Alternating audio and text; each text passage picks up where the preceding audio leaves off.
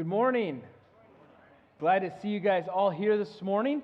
On the way in, you received a connection card. We love it when you fill these out. It's a great way for us to stay in touch with you, find out a little bit about what's going on in your life. There's a spot right here where you can write questions or prayer requests or just give us an update. We like other stuff too. So like if you want to write a joke in there or a riddle or draw us a picture, all that's good too. I keep a running list of all the prayer requests that come in on our connection cards, and so I love to pray for you guys during the week if you fill one of these out. If you're here today for the first time or the second time, welcome. I'm so glad you decided to spend your morning with us here at the gathering. I'd love it if you'd fill out one of these cards also. We don't want this so that we can track you or anything like that. We really just want to say thank you. So if you fill out one of these cards, and then you can tear off the small part and drop it in one of the boxes on your way out, we have a special gift that we'd like to send to you this week. Coming up, it's hard to believe it's only a week and a half away, but we're almost to Christmas Eve. This year for Christmas Eve, we are going to have 3 services, one at 3:30, one at 4:45, and one at 6 o'clock. So pick one of those, show up with your friends, your family, whoever you want to spend Christmas Eve with. We'll have a great time singing some Christmas songs. We got some fun stuff planned for the kids. Then we'll do a candle lighting, have a short Christmas message. I hope you'll join us for one of those 3 services. And then the following Sunday, so that's December 29th, the last Sunday of the year, that's kind of our shutdown Sunday. It's a chance for us to give all of our volunteers a day to rest, give our staff a day to rest. And so we do no church services here, but we will have an online service at 11 o'clock. It's kind of like COVID all over again, okay? So that'll be exciting. But join us at 11 o'clock online so you can watch church in your pajamas with your hot chocolate, whatever you want to do. That's on the last Sunday of the year, the 29th. If you have your Bible, go ahead and open it to Luke chapter 1. If you have a phone or your tablet, you want to pull it up on that, that's great.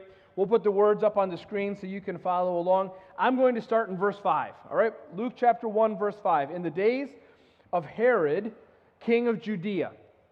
So Luke is a historian, and he always likes to give us the historical context of the stories that he writes about. And so he's telling us, hey, this is during the reign of Herod. And we know that Herod is kind of like the supervillain of the Christmas story, right? He's the real bad guy. Lots of good guys in the Christmas story. Herod is the one bad guy. He's the king at the time. There was a priest named Zachariah of the division of Abijah. Hold on to that. That will be important. And he had a wife from the daughters of Aaron, and her name was Elizabeth. And they were both righteous before God, walking blamelessly in all the commandments and statutes of the Lord. So if Herod's the bad guy, then Zachariah and Elizabeth are the good guys. They're doing everything right. Now notice here that Zachariah is a priest, right? And Elizabeth is called a daughter of Aaron, which means she's a Levite, so that's the priestly tribe of Israel. But even more importantly, what Luke says is that they're righteous before God, walking blamelessly in all the commands and statutes. So they are doing everything they know to please God. They are living right. They're doing everything right. And we would look at a couple like this, and we would say, that's the kind of couple that God must be really pleased with. Right? God must be so happy with them, the way that they're living right. Certainly, these are the kinds of people that God is going to bless, right? God is going to make sure that their life goes well, that they have what they need. Their life is going to be the blessed life because they're living right. And so look at verse 7. Verse 7 says, but they had no child because Elizabeth was barren and both were advanced in years. So they don't have any children, and they've never had any children. And that's been going on for a long time because they're both old. And understand that in this time period, in this culture, that was a really big deal. We live in a world today where having kids is not a big deal. It seems like sometimes people are like, yeah, maybe I'll have kids, maybe I won't. But in that culture, in that time, it was the biggest of big deals. Like if you didn't have kids, that was a reason for shame, for embarrassment. The people around you would have talked like, what did they do wrong? Why is God mad at them? Why don't they have kids? And certainly, this is an opportunity for Zachariah and Elizabeth to be disappointed. Because the one thing they wanted they didn't have, and they never had, and probably wouldn't have. If you can try to imagine their life. They're young, and they get married, and they're excited, and they're talking about how many kids we're going to have. Maybe, do you want 8? Do you want 9? How many kids are we going to have? And then the years go by, and there's no kids, and people are starting to talk, and they're starting to be frustrated, and it's like, when are we going to have kids? And the years keep going by, and there's still no kids, and they're starting to say, are we going to have kids? And then there's that moment when you realize we're too old. We're not going to have kids. This dream that we have, this desire, this thing that we want so desperately is never going to happen. But what's hard for us to wrap our heads around is why these people who are living right, why is life not going right for them? Because don't we in our minds often, the way we formulate things is, if I do right, then life will go right. If I do everything God wants me to do, then God will give me everything I want. But that's not actually the case, is it? In fact, that's never been the case. Think about Jesus. Nobody ever lived righter than Jesus did. He did everything right. He never sinned. He was completely without guilt in any way, and the result was they killed him for it. But it's not just Jesus.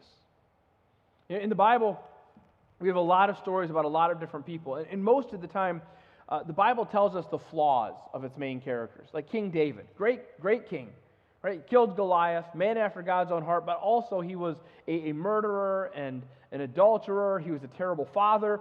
The Bible's really clear about David's flaws. Abraham, the father of the faith, right? A man who did such amazing things. The beginning of the line of Jesus. And also a liar and a cheat, and had moments where he had absolutely zero faith. The Bible tells us the flaws of its characters. Yet there are some characters in the Bible that we don't see any flaws. Like the Bible tells us their story and doesn't show us anything that they did wrong. It's almost like they're a picture of Jesus who's to come. Joseph is a great example of this. A lot of the book of Genesis is devoted to the life of Joseph, and yet in all of Joseph's life, nowhere is there recorded anything that he did wrong. But think about what Joseph's life looked like. His brothers hated him. They threw him in a well, and then they sold him into slavery. So he was separated from his family for most of his life, lived on his own in a foreign land, where he was falsely accused, thrown into prison, and forgotten. So even though Joseph was living right, life wasn't going right. Now, ultimately, God did amazing things through Joseph. It was through Joseph that he saved his people, brought them to a land where they could prosper, grow into a great nation. And even though ultimately they were enslaved, they were freed, and they left Egypt. But all of that happened after Joseph died. He never saw any of it. Daniel's another example.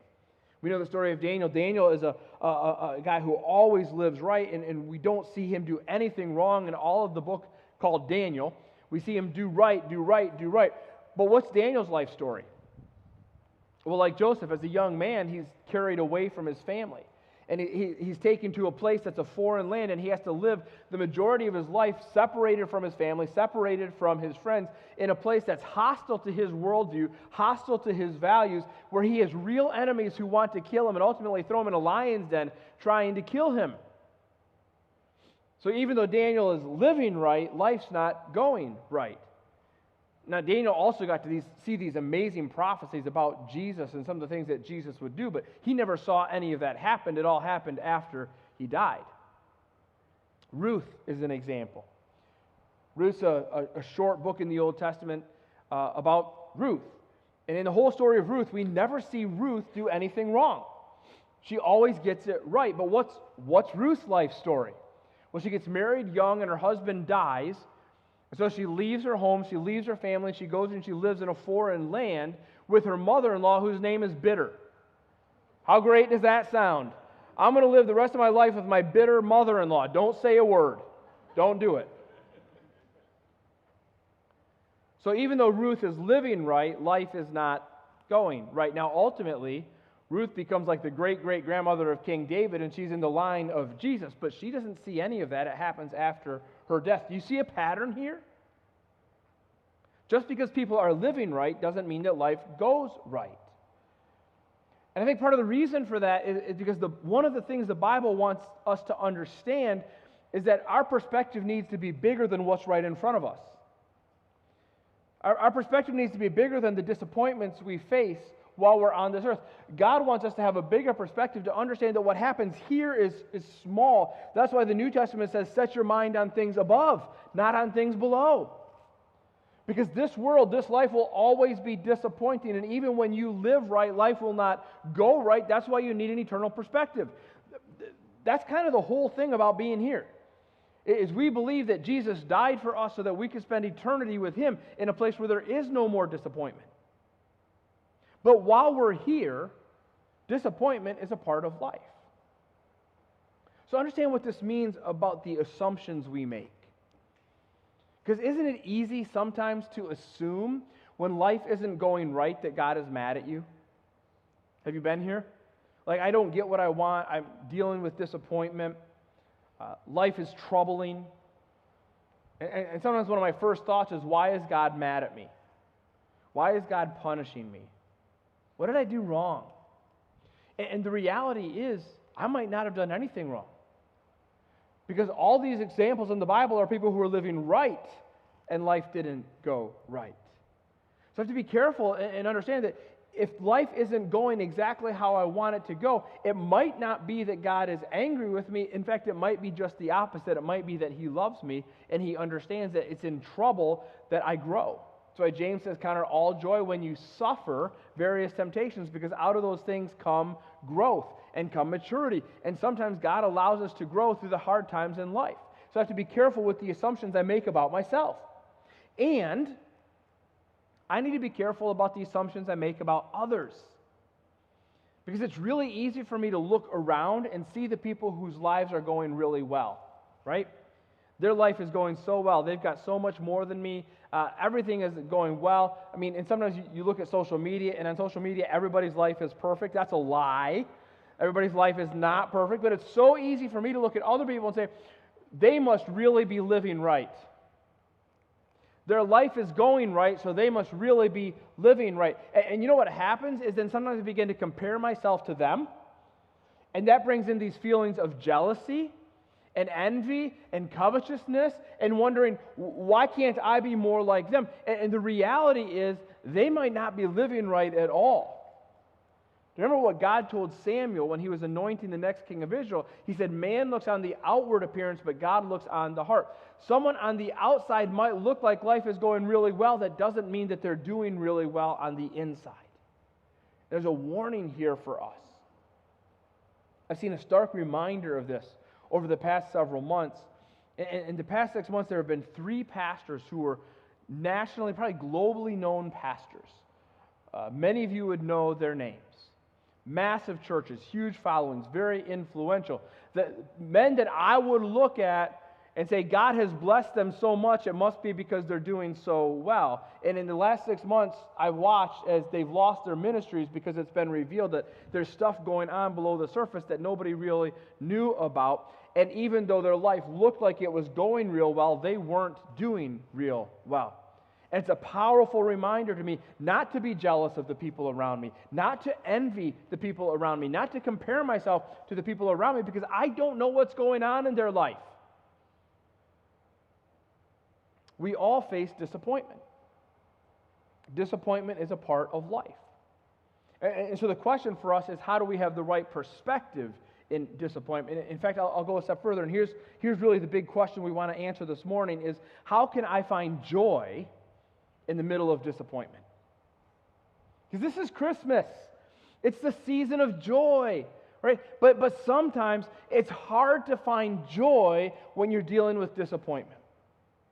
And disappointment happens because I don't get what I want, or I get something I didn't want, or life takes an unexpected turn, or I have a problem with another person, I have relational dysfunction, whatever it may be. When I find myself in the middle of disappointment, it's really hard for me to find joy.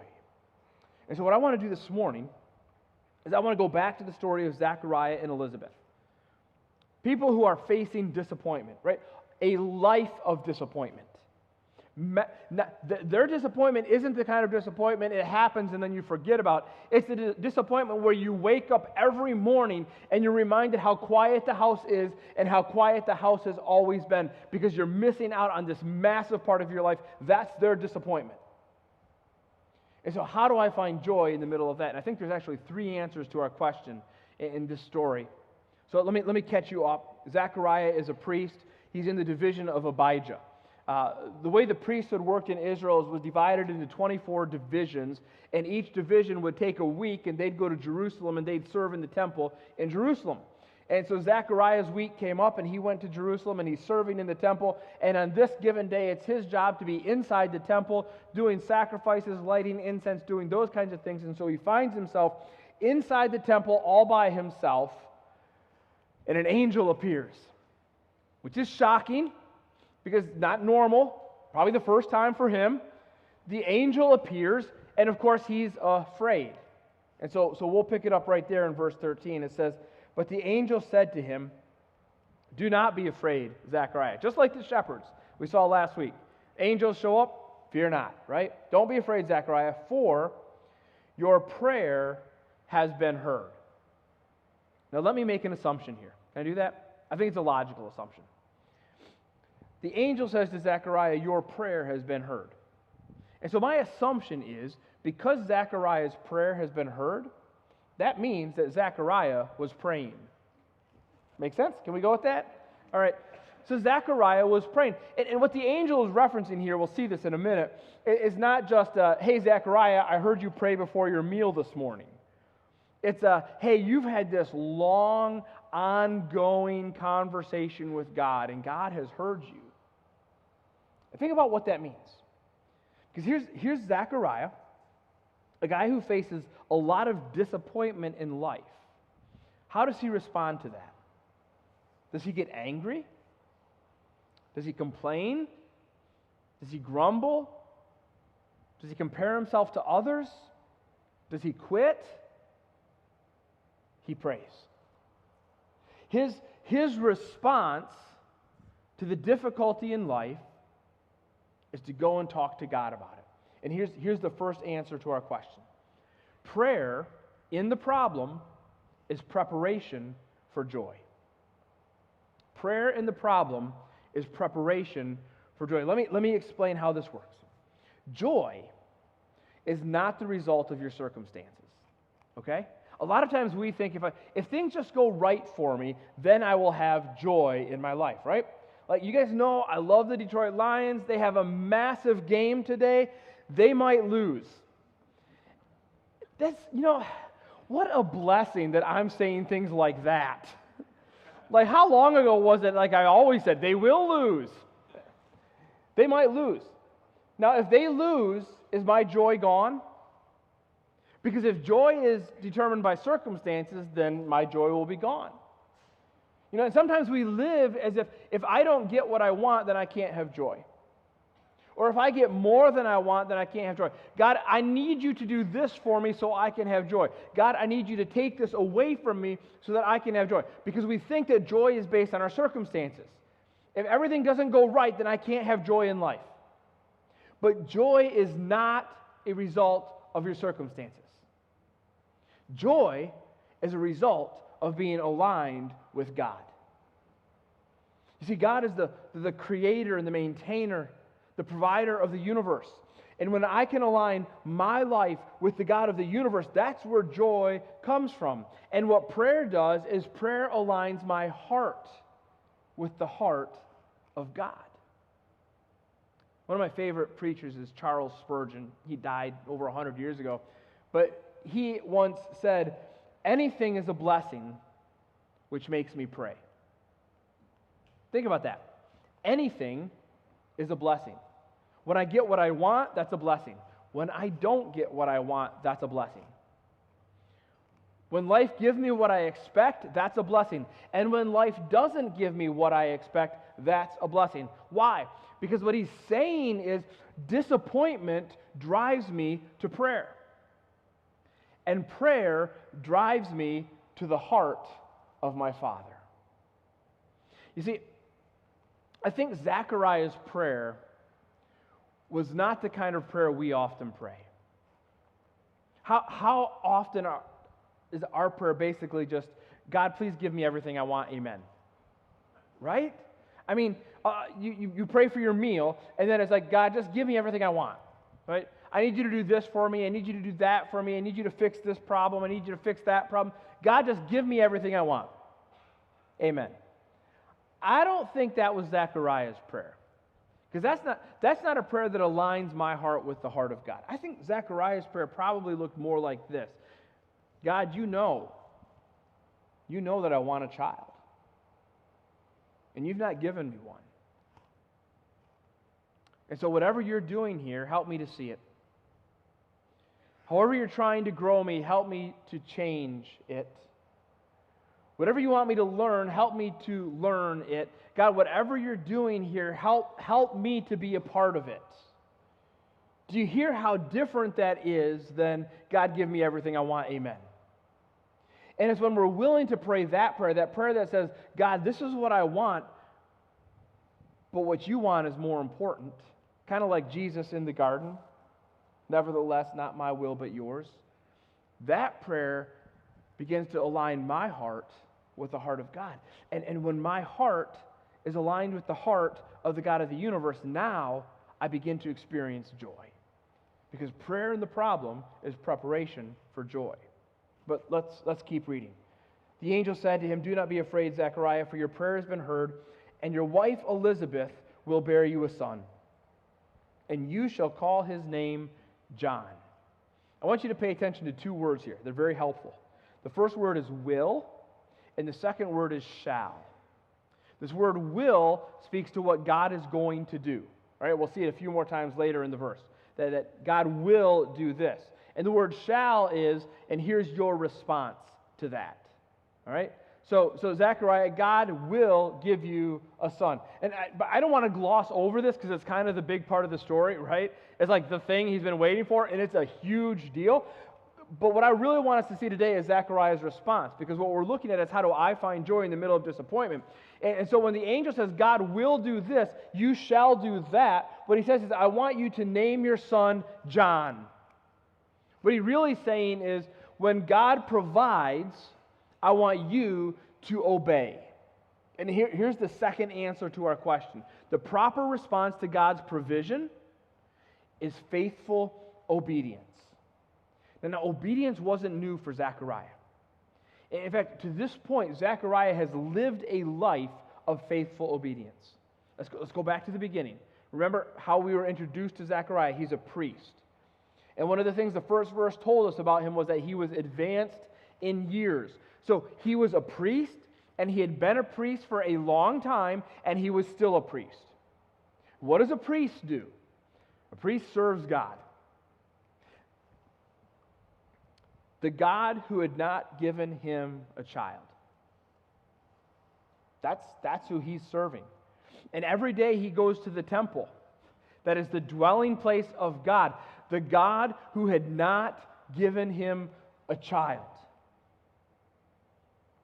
And it would be easy for Zechariah to say, God, you've not done what I asked you to do. You've not done what I wanted. You've not given me what I think I need. I'm not going to serve you anymore.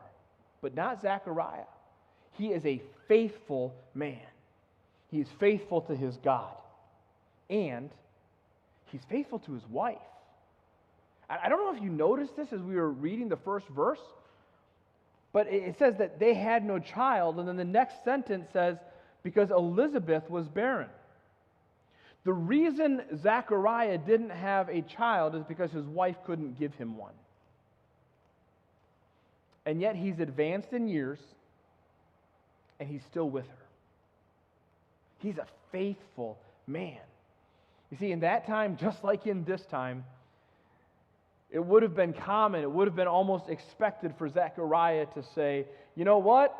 She's not giving me what I need. She's not giving me what I want. I need to find a new wife. I need to find a wife who will give me what I want. But not Zachariah. He's faithful, and he's obedient to God, and he keeps his commitments. And so here's a guy, his life is a life of faithful obedience. And so when the angel says to him, God will give you a son, and you shall name him John, we know what Zachariah is going to do, right? He's going to name him John. Even though it would have been common and expected and desirable for him to name his son Zachariah. Because again, in that time, that was what was expected. Well, he's your son, Zachariah. You should name him Zachariah. That's a source of pride for you. And he's like, no, I think we'll go with John. Because he's going to obey God. You see, just like prayer aligns my heart with God's heart, obedience aligns my actions with his purposes. We used to sing a song, and some of you remember this as kind of a kid's song, Trust and Obey. Remember this song? It was really simple, almost trite. Trust and obey, for there's no other way to be happy in Jesus but to trust and obey. And we'd sing it in Sunday school, and it's kind of cute. But when you think about it, it's actually powerful. This idea of trusting and obeying is the perfect marriage of what I know and what I do. Trust is my knowledge that God always provides. And obedience is my action as a response to that provision. We have two dogs, Miley and Roscoe. They're both rescues. They're both very small. Miley is 20 pounds, and Roscoe is 10 pounds. Roscoe is essentially worthless. He really is. I mean, we say that he's our dumb and happy dog, because he is. He's just dumb and happy. His only purpose in life is to be a companion. And so all he wants is to be held or to sit next to you. And if he gets that, he's good. Miley is not dumb. Miley is not worthless. She is really smart. In fact, we sometimes think she might be smarter than us. Just yesterday, she got 2 breakfasts because she tricked us. So long story, but she's a smart dog. And Miley loves to hunt. Now, she thinks she's a beast, right? She's just a 20-pound dog, but she loves to hunt. She's a killer. A lot of squirrels have met their demise through Miley. A couple of rabbits. A few years ago, she brought a possum into the house through the dog door. It was still alive, though. Just dropped it on the floor in the living room for us. More recently, she brought in a squirrel's tail. And it was fresh. So somewhere in Centerville, there's a squirrelless tail running around. If you see it, Miley did that. But Miley loves to hunt, and she'll be outside all day, chasing squirrels, chasing rabbits, all that kind of stuff, even past dark. And so a lot of times at night, it's time to close the dog door, kind of be in for the night, and we've got this little routine. I go to the back window. We've been doing this for a decade now, and I'll knock on the window, open the window, and yell, Miley, come and eat. And as soon as I do that, it doesn't matter what she's doing. Like, she could have a squirrel in her mouth. She will drop it and run because she trusts me. Now, the reality is, actually, at this point, if I just knock on the window, she runs. Because she knows if I knock on the window, I'm going to open the window. And if I open the window, I'm going to yell, Miley, come and eat. And if I yell, Miley, come and eat, she's got to come so she can eat. Now, here's the thing. I don't give her a full meal. I like give her 2 pieces of kibble. That's all I've ever given her when we do this.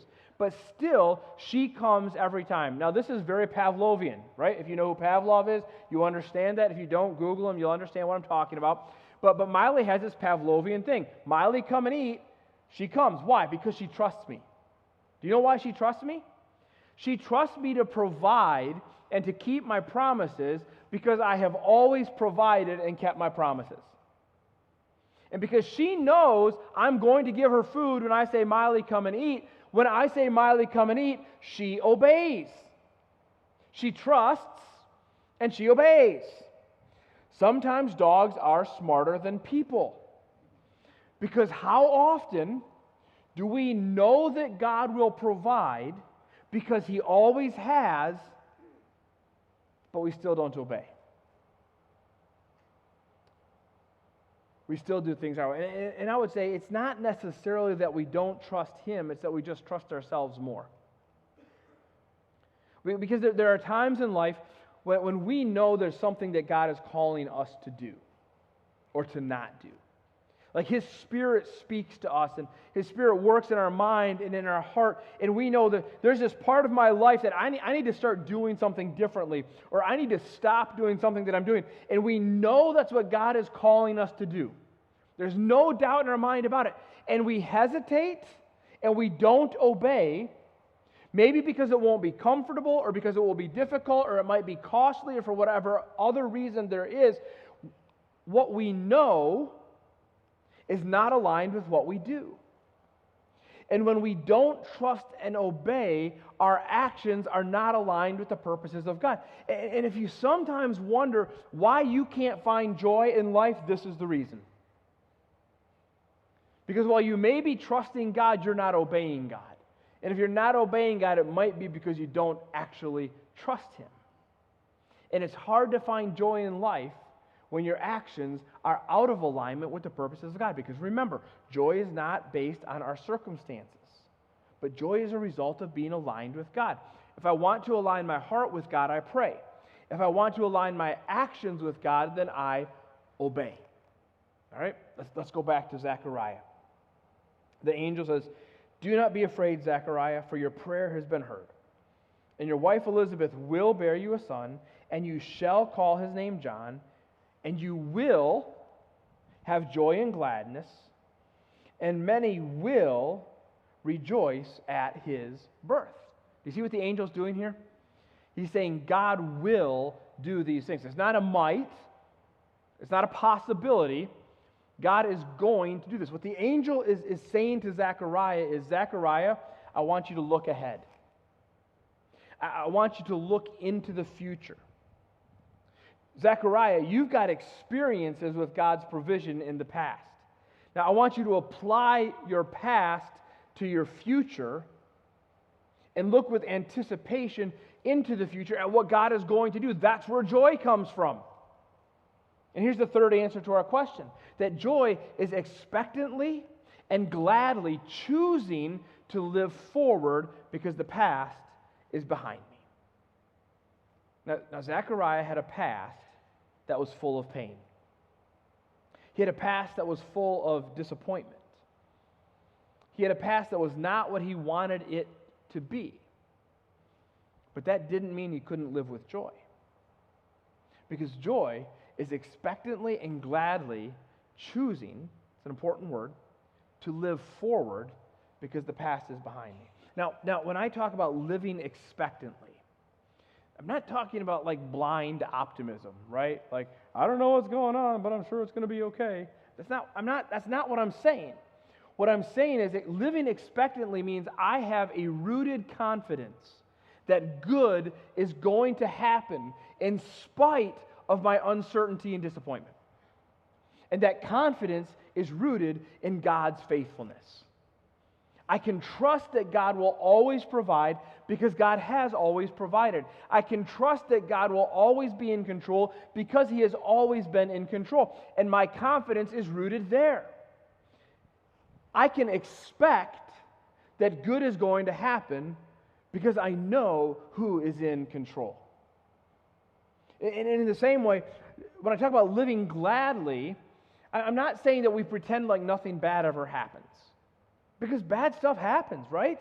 I mean, bad stuff happens every day. Bad stuff has happened in your past. Bad stuff's going to happen in your future. Bad stuff happens. But to live gladly means that I choose not to let the difficulties of today overshadow the blessings of God, which are all around me.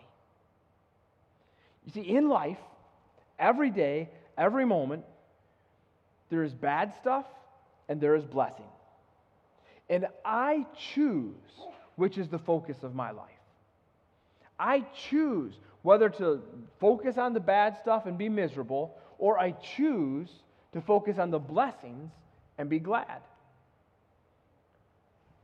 Glad living means I don't let the bad overshadow the good. In fact, I choose to let the good overshadow the bad. And living forward means I'm not living in the past.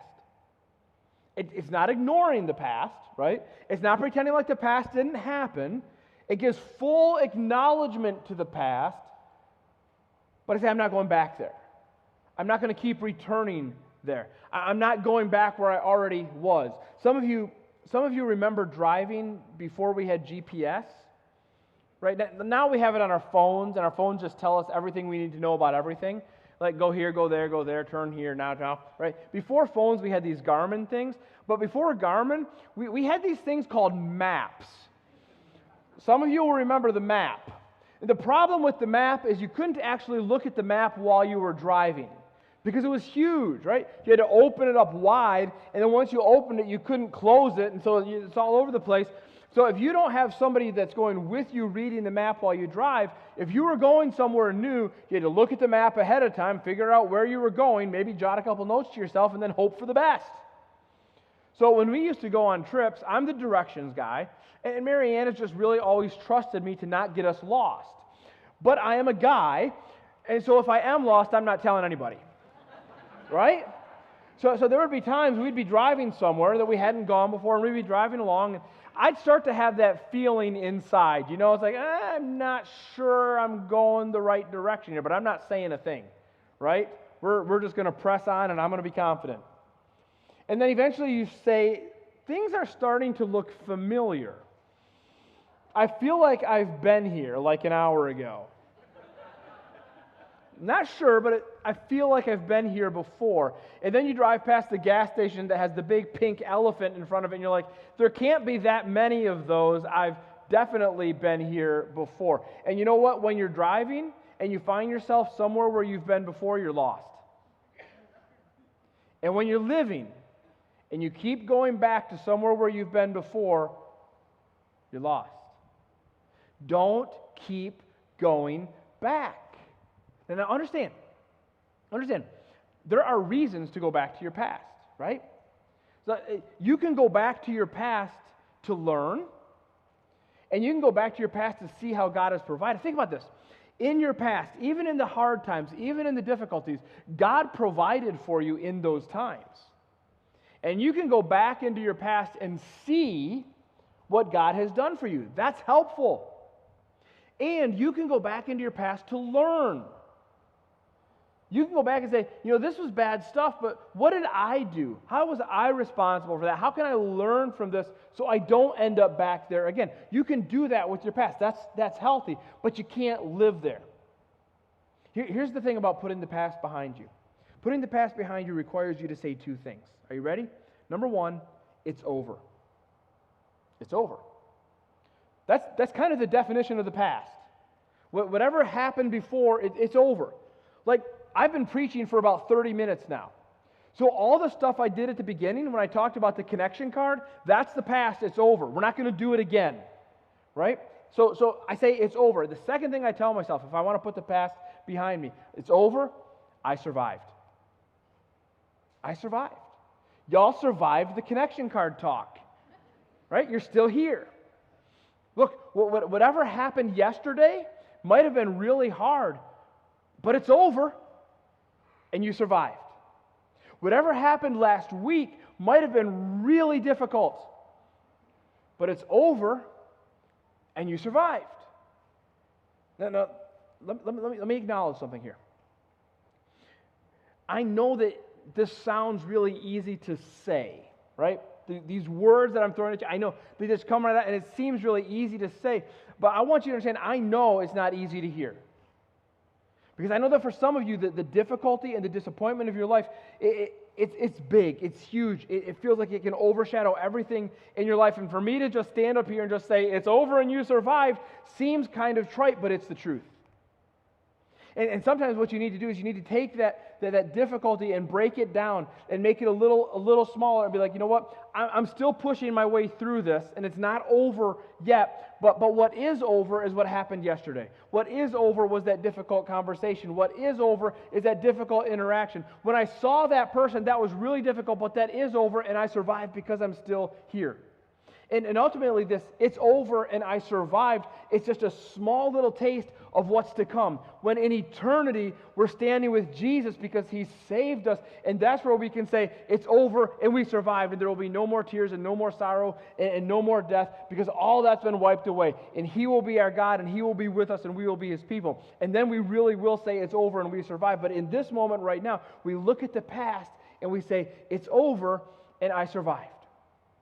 To put the past behind me means I choose to look back, to learn, and let go. That's the hard one. Look back, learn, and let go. This is where joy comes from. Joy comes from me being able to say, difficulties in the past, I've learned from them, I'm letting go, and I'm living forward. I'm living forward in prayer because I want to align my heart with the heart of God.